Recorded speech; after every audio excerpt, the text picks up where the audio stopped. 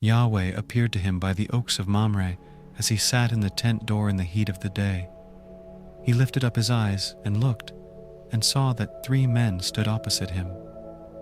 When he saw them, he ran to meet them from the tent door, and bowed himself to the earth, and said, "My Lord, if now I have found favor in your sight, please don't go away from your servant. Now let a little water be fetched, wash your feet, and rest yourselves under the tree. I will get a morsel of bread, so you can refresh your heart. After that, you may go your way now that you have come to your servant." They said, "Very well, do as you have said." Abraham hurried into the tent to Sarah and said, "Quickly make ready 3 measures of fine meal, knead it, and make cakes." Abraham ran to the herd and fetched a tender and good calf, and gave it to the servant. He hurried to dress it. He took butter, milk, and the calf which he had dressed, and set it before them. He stood by them under the tree, and they ate. They said to him, "Where is Sarah, your wife?" He said, "See, in the tent." He said, "I will certainly return to you when the season comes round.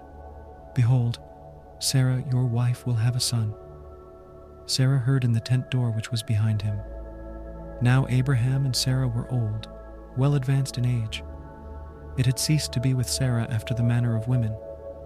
Sarah laughed within herself, saying, "After I have grown old, will I have pleasure, my Lord being old also?" Yahweh said to Abraham, "Why did Sarah laugh, saying, 'Will I really bear a child, yet I am old?' Is anything too hard for Yahweh? At the set time I will return to you, when the season comes round, and Sarah will have a son."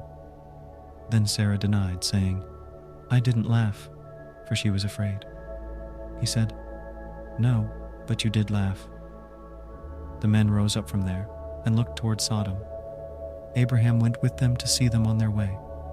Yahweh said, "Will I hide from Abraham what I do, seeing that Abraham has surely become a great and mighty nation, and all the nations of the earth will be blessed in him?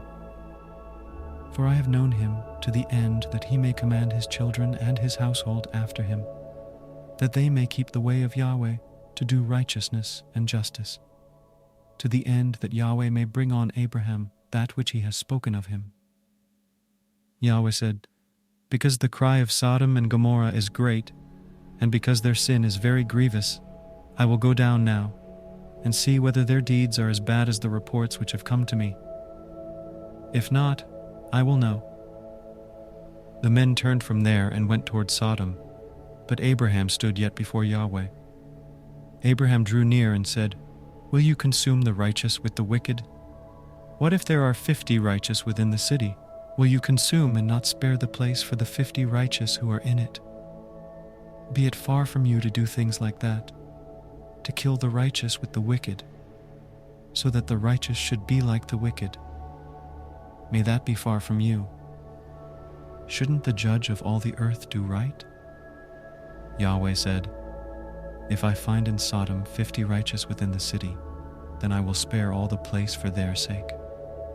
Abraham answered, "See now, I have taken it on myself to speak to the Lord, who am but dust and ashes. What if there will lack 5 of the 50 righteous?